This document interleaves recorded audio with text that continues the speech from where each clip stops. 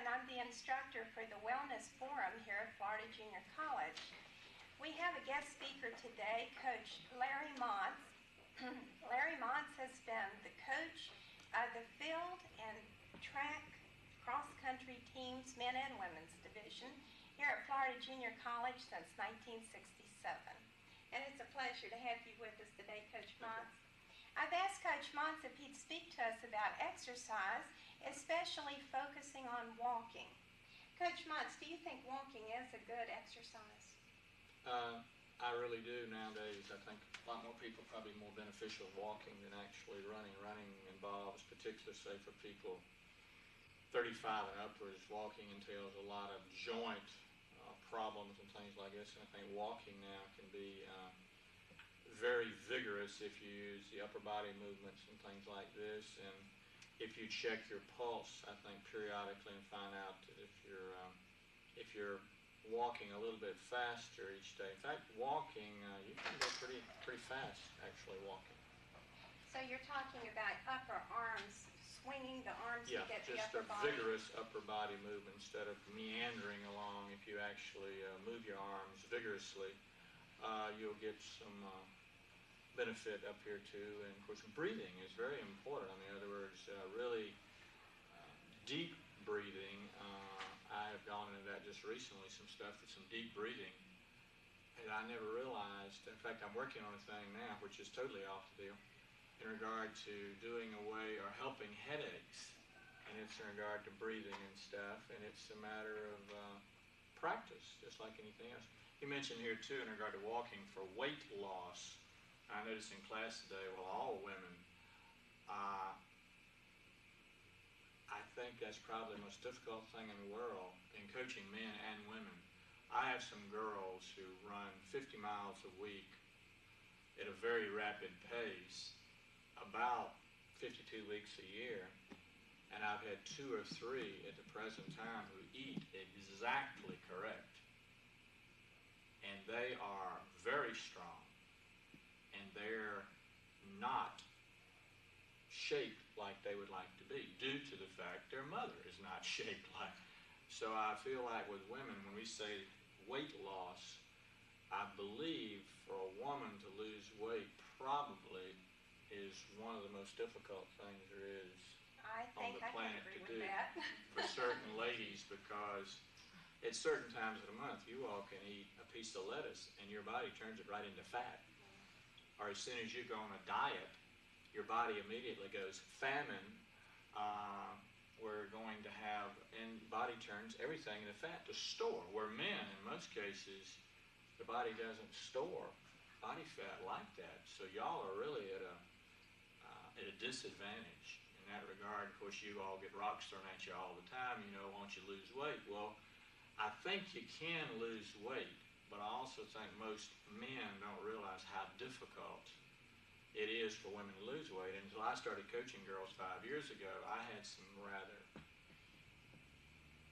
male-oriented ideas in regard to what women should do and shouldn't do. And I really believe now that women, certain women, can be in excellent condition and not look like Brooke Shields. And these girls, like I said, if you feel they're solid, but yet they're not the size they would like to be. And it's a very, I think men come in small, medium, and large, occasional extra large, but women, y'all come in as many sizes as your dresses, which totally destroys me, with all, what do you wear, all that 7 to 6, y'all are just, it's very difficult. And I think it's the same thing in regard to body types with women, very difficult.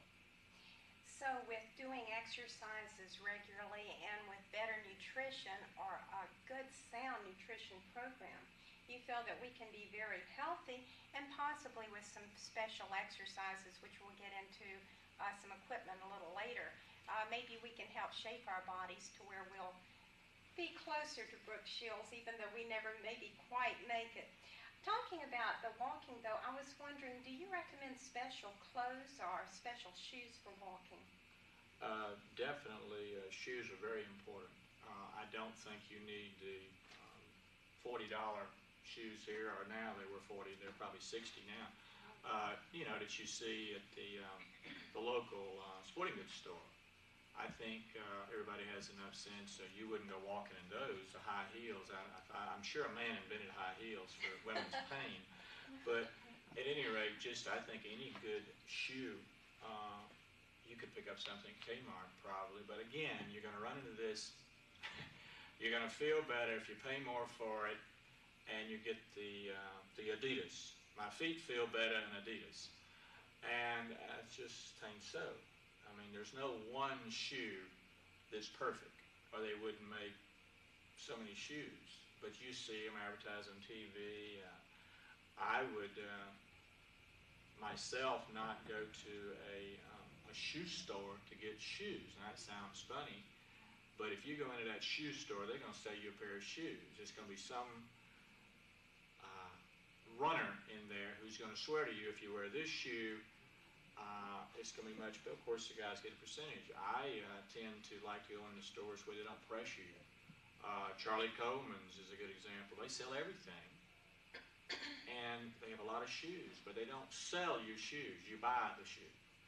And I think this is very good, but just any good shoe, and I certainly wouldn't pay more than, say, $30 for a pair of shoes. Just get a good, I would prefer, I think today, particularly in Florida, they've just come out with a lot of good leather shoes now, which these are leather. And I had to wear nylon for, I guess, 4 or 5 years. I was never comfortable in nylon because nylon in Florida heats up so. And it's very uncomfortable. But most of your running shoes today are nylon. But it really is very hot. You like shoes with a good arch support. Oh, yeah. Well, all the running shoes do have. In fact, if you have an arch problem, something like this, you probably need to get one of the glorified inner soles and take the inner soles out of these and go with, a $5 pair of Dr. Scholl's, or if you really have maybe bad arches or something, you might want to go with something like a Speed Sole or something, which is actually made to support your particular foot. You'd have to get a cast made of your foot and stuff like this, which they're around about $25, but again, it isn't corrective, it's just supportive. You got a problem already, it won't correct. It's not an orthotic. It just keeps good, solid support under what you already have. But Dr. Scholl's makes a good, for lack of a better term, there are other, but Dr. Scholl's, it's like Band-Aid, not all Band-Aids are Band-Aids, but that's what we tend to, or you might want a Pepsi and you'll say Coke, well, Pepsi's getting better, but we sort of use the words synonymously. But Dr. Scholl's makes some good ones for $5, and if you do have a problem, I would throw those in too. But make sure you do rip the inner sole out of your shoe before you put the other one in. A lot of people put them in on top of each other, and that really compounds the problem, actually, unless you have an extremely high arch to build it up that much, be a problem. So now we've got our clothes and we've got our shoes, and we'll get later into some specific exercises, but with regards to walking, how far, how fast should we walk? What's our goal? High is up. Right. I think in Florida you have to be, first, when do you walk? I think you have to be very aware of the humidity and the heat in Florida, that you're talking early morning and you're talking late afternoon. I'd say after 4 o'clock. You can get into some real dehydration problems in Florida if you're not careful. And I don't mean dehydration where you fall down and have a seizure. I'm talking about you just don't feel quite right. And what's wrong with me? And you've sweat so much. And of course, ladies, we know y'all don't sweat. But yes, ladies do sweat. And they don't sweat, I have been told, as much as guys. But I have found with coaching ladies, I swear, I used to hear this deal of ladies don't have as many sweat glands as men and all this stuff. Because, it used to be what horses sweat, ladies glow, all this stuff. Well, I swear that girls on my team now do have the ability to sweat more than they used to. Now, whether they're using, I don't know. And some ladies definitely sweat more than other ladies. We have a couple ladies that just, the kids kid them. But they definitely, so I would say that you will see people if you're, on Riverside where we used to when I was a kid, I'd see all these people running at noontime from the Y. And that is just barbaric. I mean, they are just causing their body to, the likelihood of injury and stuff there is great. So I would say the best time would be early morning and late afternoon when you're not into really heat problems.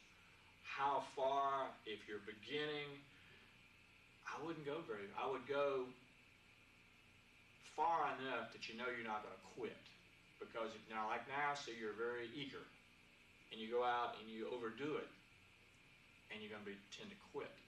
You need to just start off with a very small amount, just sort of meander along and smell the roses, and then eventually it'll work into, you will be, I use the word addicted. You'll work into every day at a certain time, you're going to hear your body going, it's time to go, and I'll tell you, you'll go. It's a habit.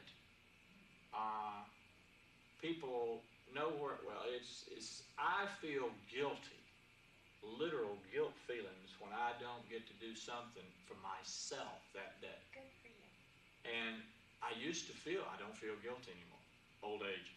But I don't. In other words, when I go to a place now, I mean, I am going to get my exercise in wherever I'm at. And I've developed, because I travel a lot, a little routine of what I do and where I'm at. I mean, some places I ride bikes because I know they're available. Other places I have to just walk, run.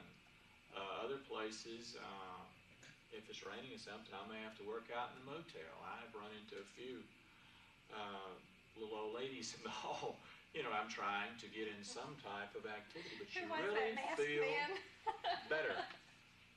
It's amazing, and you're sitting there, you don't know, but you feel so much better when you get this blood circulating through your body into areas that probably blood hadn't been to. You know, maybe blood hadn't been that little finger in months if you don't do something to really get your pulse rate up and this type of thing. In my particular case, I try to get any type of a workout I do, I try to get my pulse rate up to at least above 120. I've heard doctor this and doctor that, so, you know, it should be above 120 for 20 minutes a day and blah, blah. I don't, I think that's pretty extreme, but I think, again, what you have to realize is that if you talk to 100 people, you might also get 100 answers, and they're going to all be correct. But you got to really listen to your own body. And maybe 100 might be right for you. I've also heard that ladies' pulse rate is a great deal different than men, but yet in the ladies I've coached, I don't see that. They seem to be a lot, maybe women sitting here are different than a trained athlete. Maybe trained athletes, be it them male or female, their pulse rate is similar. At least that's what I'm experiencing. Because again, we always heard this, but a lot of stuff I've heard about women, it's just sort of like women 10 years ago weren't around. And all the research on women's been done in the last 10 years. Or maybe, well, no, I'd say 10 years. Spa lady. Names like that weren't around 10 years ago. And I think this is something that we are, a lot of things I may be saying today are absolutely correct for women, might not be. Coach has spoken about two things that we've worked with in this class. One is to be good to yourself, and it is okay to do something good for yourself and to maintain yourself and your health. And this is good for several reasons. For one thing, you cannot support your family and care for your family if you're run down or if you're ill. So if we can maintain our wellness, it's nothing to feel guilty about. This is being good to ourselves, plus it's helping us be our best self for the ones we come in contact with and love.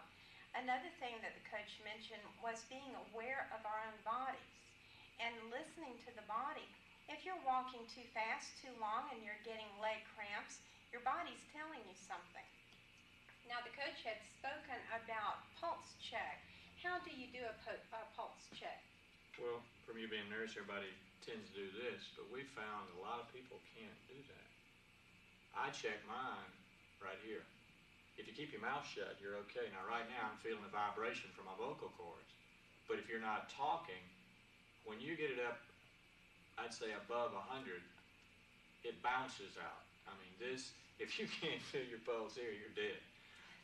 And of course, I've noticed on TV now, a lot of times, that's where the amateur goes to see if the guy's dead, and they go, he's dead. You know, how quick they do that. But I have never been, I can walk and run here. I can do that. But I can't do it here. I just, and of course, I notice people doing it with a thumb. I've always heard that don't do it with your thumb. But I have trouble finding my pulse here. But here I can find it real good. In fact, I've even used here. I think the amateur is probably better off with the heart or with the jugular.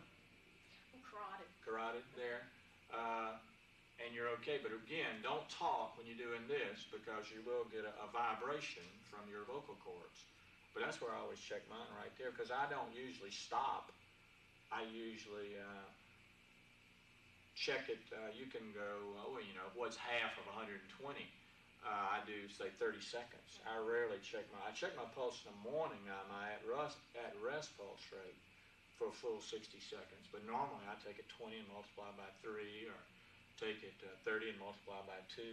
I rarely go, there's some things where they say do it for 10 seconds and add a 0, but I think that's not very accurate. This gives you a variety. Checking your pulse beat when you first wake up in the morning gives you a baseline, so you know where you're starting from. The normal pulse, generally speaking, is somewhere around 72. When you first wake up in the morning, it's going to probably be less than that. If you're an athlete, you have a great heart, strong heart, it's probably going to be lower than 72. So as you go up, this gives you a guideline of how much you're going up. And Coach, what is the point of raising our pulse rate? Okay, it burns off calories, but is there another reason? Cardiovascular efficiency. In other words, I read a sign someplace on somebody's wall that says, "What have you done for your heart today?" Well, the heart's a muscle. And like any muscle, it's meant to be used. And really, a lot of people, they are secretaries, say, and they sit around all day and they go home, "Oh, I'm tired." Well, they're tired of sitting. But they're not tired. They think they're tired. They're probably bored, which is the worst kind of being tired.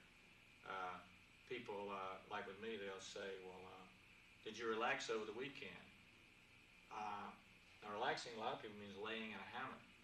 If I lay around, I don't. I have learned that I'm an active, and if I lay around, I feel worse than if I'd have gone out and done something which is supposed to literally tire me out, this type of deal. But my normal, you're talking about pulse rate, I grimace to the camera there. If I got up in the morning, my pulse rate was 70, I would call a doctor because my pulse rate runs between 50 and 60. Now, in regard to what would make it go up, say I had a friend flew in the airport and I'm going to be here for a couple hours. Let's go out and get a pizza. It's 11 o'clock at night. I go out and we have a pizza. I eat a pizza at 12 o'clock. Pizza is very difficult to digest anyhow. I don't believe you have to be a monk. I mean, I do eat off my so-called perfect diet once in a while, for sure. But then I go to bed maybe at 1 o'clock. I get up the next morning at 7. And I check my pulse, and it's 75. Well, I know why it's 75. I've been digesting that pizza all night long, where normally I don't digest. But if I do get up in the morning, my pulse rate is above 60, then I know that maybe I'm catching a cold. Maybe I have a low-grade infection someplace. So what I do, I give my body a shot of recovering on its own. I don't do as much that day. Maybe I ride a little more than I walk. I will sit around a little more. I might take, in my case, a little more vitamin C, because vitamin C, in my particular case, is, I've been using for a long time, works. I know with some people it doesn't work, but I've never had a problem with vitamin C in regard to, I don't take the Linus Pauling megadoses, but I've learned over the years what works for me and what type of C works for me. And we were talking about the other day switching our vitamin C to a conglomerate, if that's the right word, the C and the calcium together. Well, I'm going to have to, at the present time, taking that. and I'm going to have to see how it works with me, because maybe it won't be as beneficial as the citrus bioflavonoids I've been taking for years. So you can have a change like that, you know, that might work out. But I just relax a little more, maybe do more for myself. That relaxes me more than anything else. I'm actually doing something for me. And the more you do, I guess you get selfish. And that's wrong too. You should, but like if I go to the movie in the afternoon and say, the heck with everything, I get guilt feelings sometimes, and that is really bad. But nothing has ever, you know, my desk has never burned in regard to doing things. And I do deal with pressures. I mean, obviously the National Track and Field competition was just a few weeks ago. And every morning I got up, my pulse rate was like 70. Well, why? Just sheer pressure. Now, I don't compete, but I got to make sure that they compete. And in order for them to compete to their best, I got to make the right choice. So it might be a decision like that. Something I've just gotten into recently, I'm using headphones at night now under pressure situations.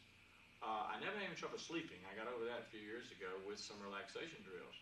But you can still be asleep and have stress. Or during the night, if I sleep good, I go to sleep, and the next thing, I wake up. Now, if I remember things all during the night, that's not restful sleep for me. So a lot of times now I'm using the various subliminal tapes and stuff with the earphones. And it used to bother me, you know, I said, how am I going to get this thing off in the middle of the night? I may turn over and choke myself. And I'm to the point now that I don't have any conscious memory of taking them off. So you will learn to, it's right here behind me, it's hooked up, and it goes off automatically. But I don't know how this gets off my head. But I have programmed that in. I do that without any conscious thought now. And I think it works. I'm getting, my pulse rate is down now, and the stress situation is about 5 beats lower. And that's, if you figure, you say 5 beats, but you figure 5 beats times 1 minute times 60 minutes an hour times 8 hours a night, and you multiply all that out, and that's a lot of heartbeats. That's right. Could you speak to us a little bit more about the subliminal tapes? They seem to have been helpful for you. We just started with subliminal tapes beginning of this year. It's relatively new in regard to the audio, a lot of the visual we've had before, but the subliminal tapes we're using now, that appeals to your subconscious mind. Most of our teaching, in other words, you have some kid sitting in the back of the room there who appears to be listening to you when you're teaching, but it may be only an appearance. You may have had occasion when you're sitting or listening to somebody lecture, that's your conscious mind can decide to listen or not listen. Sunday, great sermon. How much of it do you hear? Or when the preacher gets through, do you go, oh, wow, what did he say? Well, that's conscious, your conscious mind. Your subconscious mind cannot filter. Whatever it hears, that's it. 2 and 2 is 6. That's wrong. But if your subconscious hears that, it swears it's right. So we're using subliminal tapes to relax people. We're using subliminal tapes for confidence, where merely you hear ocean water, and a few of the kids can hear voices. I can't. And they'll say things like, you are a better person, relax, think green pastures, and it goes into your mind. You can't keep it out. Where conscious tapes say, if you had the ocean water stuff and you heard somebody say, relax, well then you could choose to relax or not choose to relax. Your conscious mind would filter. It would say like, I don't have time to relax now. But the subconscious subliminal, it can do that. And I listen to these tapes. I've got, if you ever call my office, you will hear a lot of times now in the background, ocean. And I figure, why not?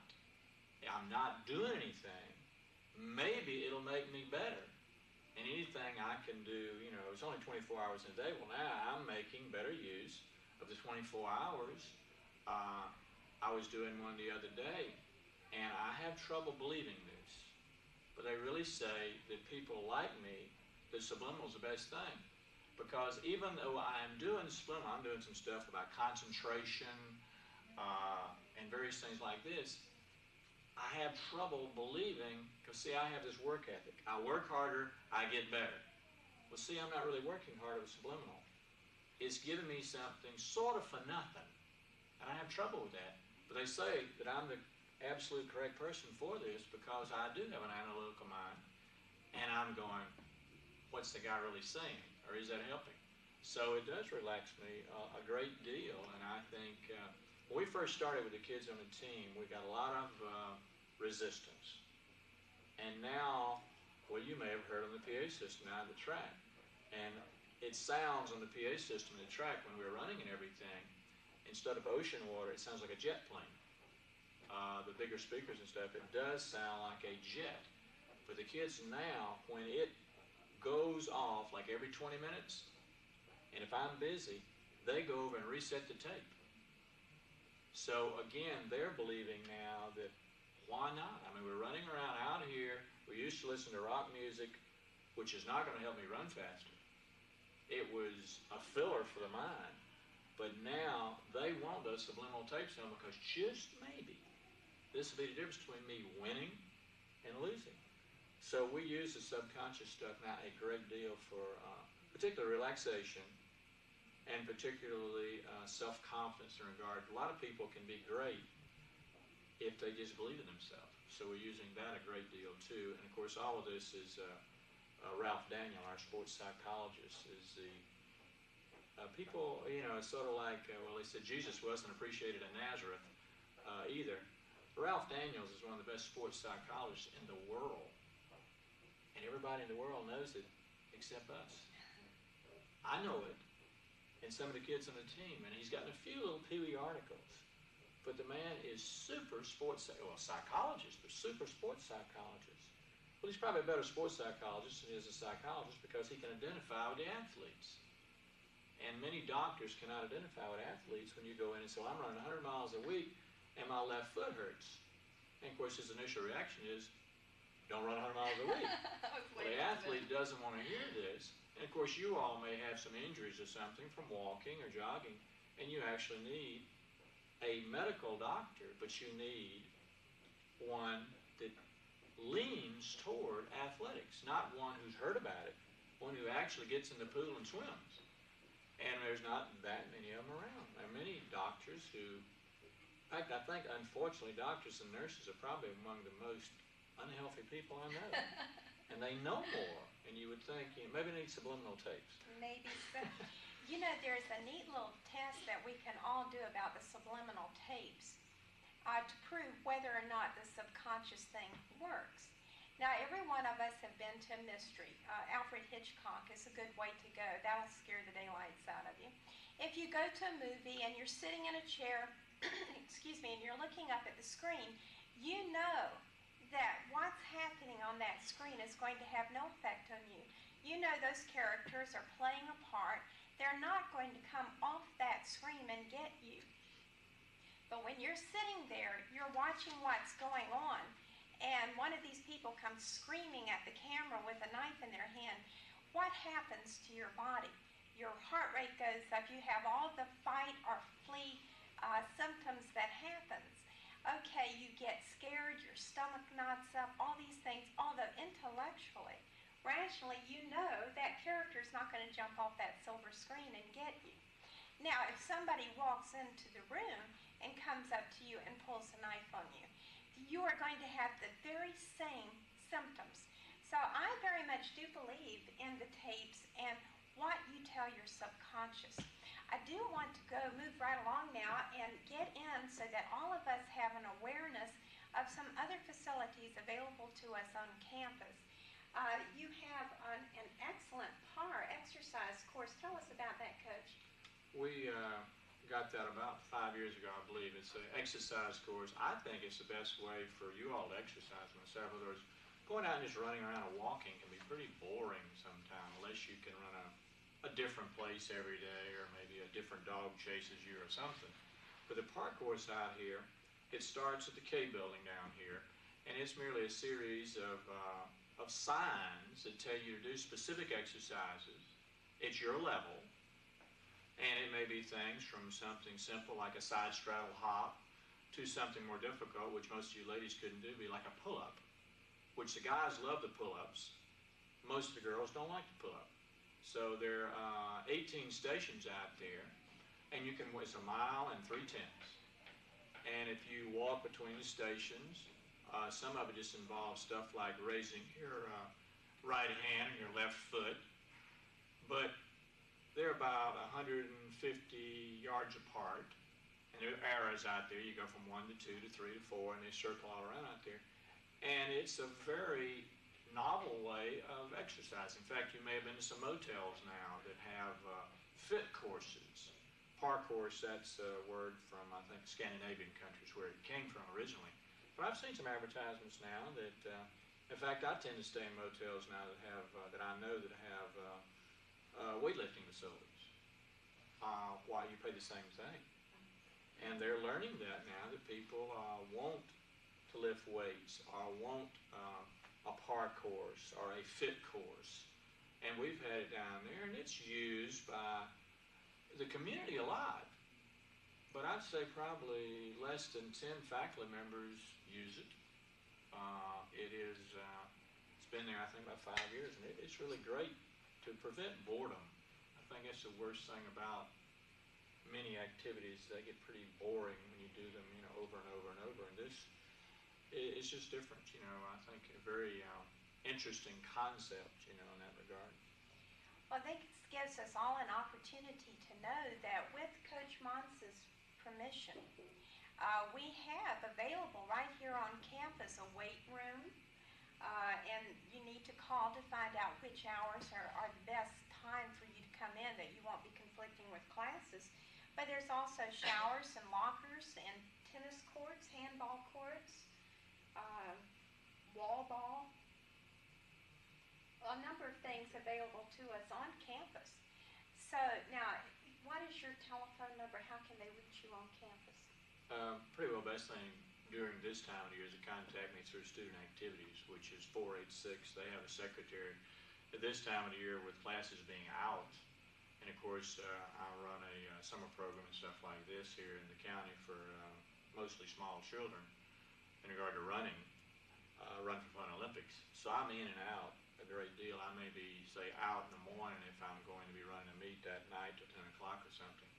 But just check with them. Like Faye has my schedule all the time.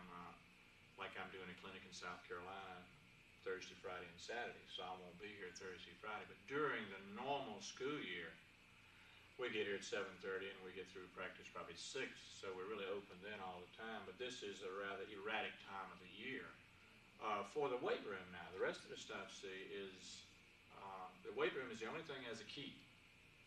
Everything else is wide open and can be used by the general public. The track, we had a big fight about that initially when I moved up here, because they wanted to lock it up every night. Nobody gets on it because it'll wear out. And of course, my thought always is I'd rather be worn out than not be used. So it's always been open, and we've never had a problem out there. Do you have the balls and things to let people use, or do they need to come with their own equipment for the tennis courts? Or They do have stuff in the student activities area. They have tennis rackets you can, I was going to say rent, borrow, just by the part-time student may have a problem. Now you got to have your ID card and stuff. But I would say a lot of the stuff is, you can check out from them in student activities. And of course, most of the people I think are really into tennis probably have their own rackets and stuff, actually. Well, thank you so much for being with us today, and I hope this helps us all to understand and perhaps be encouraged to use the facilities on campus, and to encourage us when we're off campus to know some ways to go. Walking is an excellent exercise. We can do it 3 times a week for an hour at a clip, or we can work our way up to do it perhaps most every night. And it is doing something good for us. Thank you so much for being with us, and thank you. My name is Carol Potter. I'm the instructor for the Wellness Forum that we have here at Florida Junior College. Today we have with us a guest speaker. I've asked Rhoda Jost to come speak to us about biofeedback. a little information about Rhoda. She has her master's degree in allied health, and she is one of the instructors for the, let's see, it's the medical laboratory technician program here. Yes. Rhoda, it's nice to have you here today. How did you get involved with biofeedback? Well, originally, I had heard about it as long ago as perhaps 10 years when I was living in Colorado and the procedure was very new. And I had always thought it would be a very neat thing to try, but was never located in a place where I could have access to a program that taught it. Then, in 1981, I stopped smoking, and I had been a very heavy smoker, and my one stress handling tool suddenly vanished, and I became very difficult to live with. And a friend of mine referred me to a stress management clinic, and in that clinic, I not only learned stress management techniques, but I learned biofeedback approaches to problems, including my migraine headaches. So you did have migraine headaches to work with. This was sort of a double treatment you were working with. Right.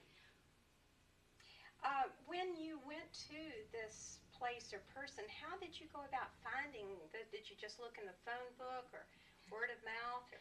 Well, that's been 4 or 5 years ago now, and at that time, there weren't very many clinics even here in Jacksonville. I was referred by a friend of mine who is in the medical profession, who was a nursing student, as a matter of fact, who just happened to know the person that I was sent to. At that particular point in time, I don't know that you would have found a listing in the phone book. However, now, you could consult the phone book, consult your medical doctor, or anybody probably in the medical profession could refer you to some type of biofeedback or stress management type program. What exactly is biofeedback? Well, biofeedback is an approach to having a person control various body functions, and you practice it with the use of equipment that tells you when you have done what you want to do, and you can control various aspects of your body functions such as blood pressure, temperature, body temperature, and things of that nature, relaxation of muscle groups and so on. And you have machines that are hooked up to you, and you try different techniques suggested by the therapist in an effort to accomplish these ends, such as, say, to relax a muscle group. And then when you have done it, the machine tells you that you have done it. Well, is this a painful sort of thing? No. There aren't any needles involved in it, at least. We used a couple of different approaches. First of all, a machine called an electromyograph, which monitored muscle tension. And that had electrodes that attached with tape. And I believe we had 2 or 3, one that attached in the middle of the forehead and one on each shoulder. And that would monitor the muscle tension in those muscles, which is what primarily where stress is evident. Great area for stress, the muscles and the forehead, wrinkling up the forehead.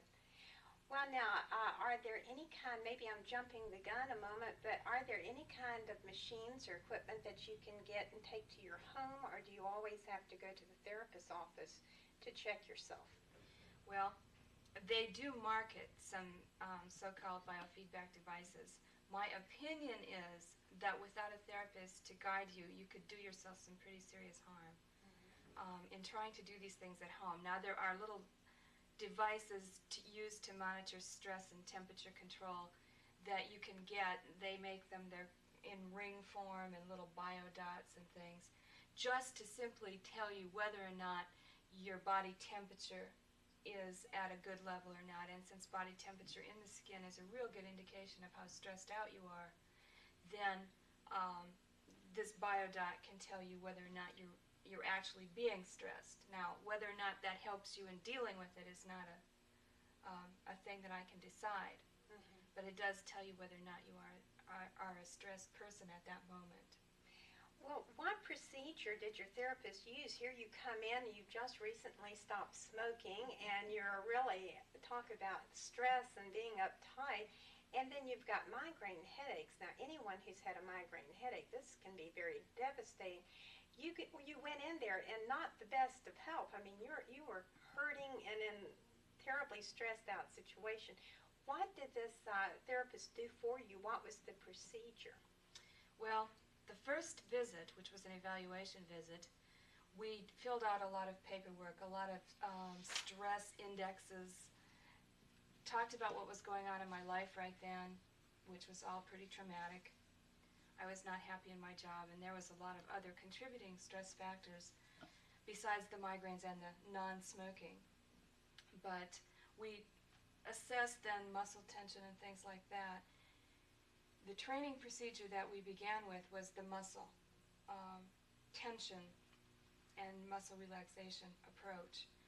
I was so stressed out that I probably wasn't even able to hear and evaluate advice at that point. So he began by working with muscle tension.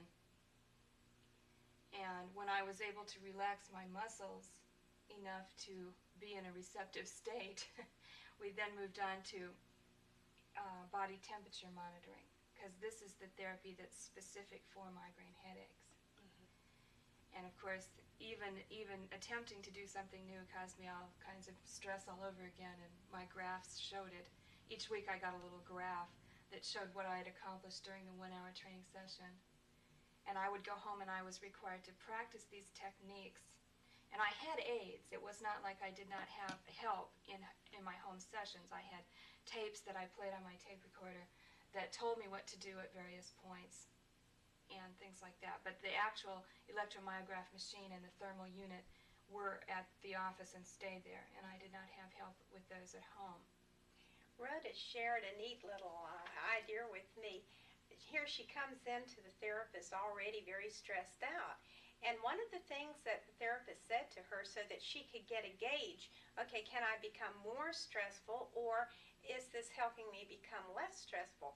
So in order to make Rhoda more stressful, if I have my story correctly, he says, okay, Rhoda, start with 1,000 and count backwards by sevens. As fast as possible, yes. Don't just do it slowly, but do it as quickly as you can. And immediately my muscle tension levels went completely off the graph, and my skin temperature on my hands dropped down through the floor, and I exhibited all the typical symptoms of a stressed out person. And of course, had that persisted for any length of time, I would have then had a migraine on top of that. Was this therapy helpful for your stress, and was it helpful for your migraine? Do you have migraines today? Well, initially in the therapy, probably the first month, I think things got worse for a while, because having to do all these techniques morning and evening were more stress in my life. It was more time management, and it was more difficult. And it took like a half an hour in the morning and half an hour in the evening to practice these things. It's a lot of work. And so I was getting very cross and cranky, and I would holler at my therapist and say rude things to him about how this wasn't helping me and everything. And fortunately, he was a very laid-back person who was not stressed out and could take all this and just ignore it. But in the end, yes, I started to see real dramatic improvements in the number of migraine headaches that I had, and I was in therapy approximately 3 months. How many times a week? Beginning with 2 times a week, and then dropping back, I would say, after about 12 visits, to once a week, and then to once every 2 weeks. And then I skipped a whole month and came back and was checked again, like kind of a graduation visit, to make sure that I could still keep my muscle tension levels down and that I wasn't having a lot of headaches. That was a period of time from September to December of '81. And I have not filled a migraine medication prescription since that time. Oh, wonderful. I wouldn't say that I don't ever have migraines anymore. I get about 2 a year, I would calculate. And it's mostly when something beyond my ability to control intervenes, like if I get sick and get a fever and then get very stressed, and I'm not able to control my body temperature, I will then get migraines. But they are much less severe than they used to be. And I can now go to bed and practice some temperature control and some relaxation techniques and control them without medication. Because as you probably know, migraine medication is extremely nasty. It produces many side effects that are very unpleasant. And so I'm really glad to not have to take this medication anymore. Plus, my frequency of headaches was probably about 2 a week, and they never lasted less than 24 hours. So I'm looking at a completely changed lifestyle as a result of this therapy. So that you have found that biofeedback has been very effective for you and your stress and your migraine headaches. Would you define migraine headaches for us? What causes a migraine headache? Well, the textbooks will tell you that nobody really knows what causes them. It seems to have hereditary factors. We find a family history of migraine in at least 50% of persons who have it, and about 12% of the population is affected with them. They are a type of headache that's caused by a vascular problem. And what will happen is that you get extreme narrowing or constriction of the blood vessels within the brain as a response to stress or allergies or bright lights or a number of factors. And at the same time, there'll be vasodilation or enlargement of the blood vessels in the scalp, which causes intense pain to the individual involved. And there may be visual disturbances, there may be gastrointestinal upsets, and all kinds of things involved in migraines, depending on what kind you have and how severe. They can last anywhere from a few hours to several days in duration and severity. So there really isn't a good definition of a migraine. My physician, who diagnosed me as having migraines, told me that if you get a headache that's on one half of your head at a time, the probability is that you have migraine. But I don't know how reliable that is. I've heard many definitions, and I think yours covers it very well. Then are there other areas of illness that can be well treated by biofeedback? Well, I know of people personally who have worked with blood pressure in biofeedback, controlling or lowering their blood pressure. I know of individuals who have worked with controlling asthma attacks. Right. And I have read about the use of biofeedback in controlling epileptic seizures of some types. Is there any other area that you would like to talk about today with regards to your personal experience with this, or suggestions for some of the students perhaps that they would help them or encourage them to take this step? Well, it was an expensive therapy, and I will be upfront about that. My insurance did pick up some of the bill because of the diagnosis of migraine that I had. But it was probably the best money I ever spent, and I really highly recommend to persons who have this type of problem that they consider it as an option in controlling their headaches and or in controlling the stress in their life, if that happens to be a factor that might be causing other types of illness, like ulcers or something. I think that I derived a great deal of benefit from it, and I think that most people can get a great degree of benefit, maybe not as much as I got, or maybe more than I got, depending on the individual involved. So I really highly recommend it to anyone who might even think about trying a natural approach to controlling these things. It's so exciting to find that someone is able to find relief, because when you have a migraine headache or when you're heavily stressed out, it can really affect your whole life. Your eating, sleeping, working, all of your whole life, every aspect of it.